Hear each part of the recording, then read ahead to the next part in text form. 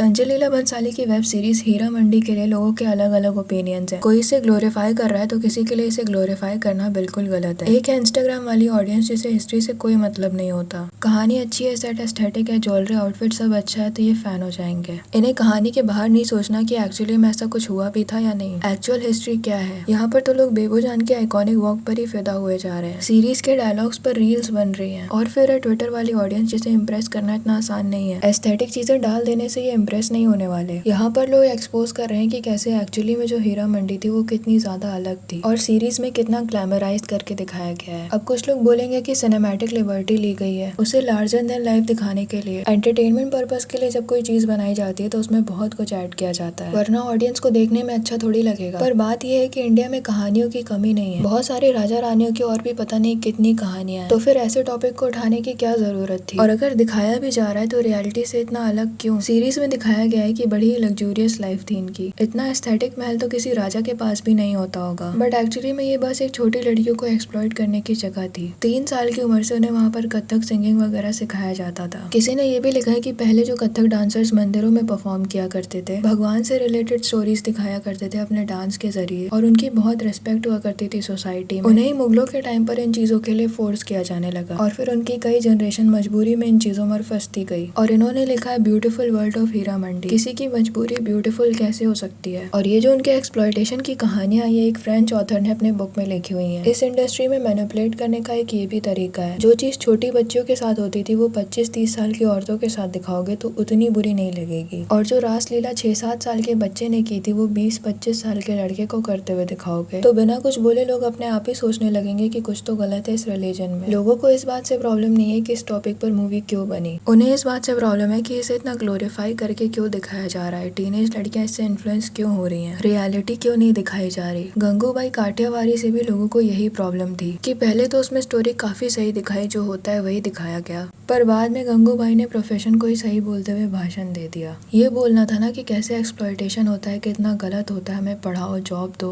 पर नहीं, मैडम ने सोसाइटी को ही गलत बोल दिया और अपने काम को सही, और मोटिवेशनल स्पीकर बन गई। उस मूवी में ऐसा कोई डायलॉग भी था कि हमारी वजह से किसी लड़की के साथ गलत नहीं होता। ऐसे डायलॉग्स पर सेंसर बोर्ड बैन क्यों नहीं लगवाता ये समझ नहीं आता। और इस सीरीज की बात करें तो इसमें भी स्टोरी का कोई अता पता नहीं है। पहले सब आपस में लड़ते रहते हैं, इंडियन सीरियल की तरह चाले चलते रहते हैं और फिर लास्ट में आजादी के लिए लड़ने लग जाते हैं। कहानी पूरी तरह से फिक्शनल है जिसका रियलिटी से कोई लेना देना नहीं है। रियलिटी में जो ट्रैवलर्स ने अपनी बुक में कहानियां लिखी है उससे कुछ भी नहीं है। ऊपर से लाहौर वाले भी कहते हैं कि ऐसा कुछ भी नहीं था। और अगर आपको सेट ज्वेलरी कॉस्ट्यूम देखने का शौक नहीं है तो ये स्टोरी भी शायद उतनी एंगेजिंग नहीं लगेगी। संजय लीला भंसाली ने कहीं कहा कि the wife fascinates him more, not the women standing in line for ration. अब पता नहीं इस बात का क्या मतलब है। उनकी मूवीज से तो पता चलता ही है कि वो इन्हें कितना स्ट्रॉन्ग एंड इंडिपेंडेंट समझते हैं, पर इसका मतलब ये नहीं है कि दुनिया में बाकी महिलाएं जो हैं जो दूसरे प्रोफेशंस में है वो स्ट्रॉन्ग एंड इंडिपेंडेंट नहीं होती। और अपने आप को जस्टिफाई करने के लिए राशन के लिए लाइन में लगने वाली औरतों को डिमेन करने की क्या जरूरत है ये भी समझ नहीं आया। गंगूबाई की भी ओरिजिनल स्टोरी कुछ और ही थी। कुछ सोर्सेज के हिसाब से वो ह्यूमन ट्रैफिकिंग में इन्वॉल्व थी और भी कई केसेस थे उन पर मूवी में उन्हें एक मसीहा दिखाने की कितनी ज्यादा कोशिश की गई है। अगर दिखाना ही है तो पूरा सच दिखाओ कि उसके साथ गलत हुआ तो ऐसे हालातों में रहने वाली बाद में खुद कैसी बन गई। पर जिसे लोग जानते तक नहीं थे इस मूवी के पहले, उसकी इतनी इमेज व्हाइट वॉश करके क्या मिला पता नहीं। देवदास मूवी में भी चंद्रमुखी का कैरेक्टर ऐसा ही है, किसी महल से भी बड़ा सेट, ज्वेलरी, कपड़े, स्ट्रॉन्ग इंडिपेंडेंट वुमेन। पता नहीं बॉलीवुड को क्या ऑब्सेशन है। अगर ये लोग फिक्शनल वर्ल्ड से बाहर निकलकर रियलिटी दिखाएं तो शायद ज्यादा लोग अप्रिशिएट करेंगे इनके काम को। पर रियलिटी दिखाने के लिए कई लोगों की रियलिटी दिखानी पड़ेगी जो बॉलीवुड नहीं कर सकता। और लोगों को प्रॉब्लम इस बात से भी है कि इस सीरीज से लोग इन्फ्लुएंस हो रहे हैं, उसी तरह से ड्रेसअप होकर रील्स बना रहे हैं। जबकि अगर रियलिटी दिखाई जाती तो लोग इस तरह से इन्फ्लुएंस होने की जगह टॉपिक को सीरियसली लेते, जो कि आज के वक्त में भी एक बड़ी प्रॉब्लम है। सोशल वर्कर्स के पॉडकास्ट देखो तब समझ में आएगा कि इन लोगों को किस हालात से गुजरना पड़ता है। और मूवीज से अच्छा सोर्स नहीं हो सकता इस प्रॉब्लम को एड्रेस करने का। उसमें भी अगर ये सब दिखाया जाएगा तो लोग क्या ही समझेंगे। ऐसा नहीं है कि सीरीज में उनके साथ कुछ गलत नहीं दिखाया गया। ये दिखाया गया है कि उनसे कोई शादी नहीं करता था, हर जगह उन्हें रिस्पेक्ट नहीं मिलती थी, बट बड़े ही ग्लैमराइज्ड वे में। इतना ज्यादा कि उससे ज्यादा लोगों का ध्यान एस्थेटिक में जाता है। और इनकी क्या हिस्ट्री है, मुगल्स के टाइम पर क्या हुआ, ब्रिटिशर्स के टाइम पर क्या हुआ, वो सब छोड़कर सीरियल वाला ड्रामा चल रहा है, चालें चली जा रही है एक दूसरे के ऊपर, माइंड गेम घेरे जा रहे हैं, अलग ही फिक्शनल स्टोरी चल रही है।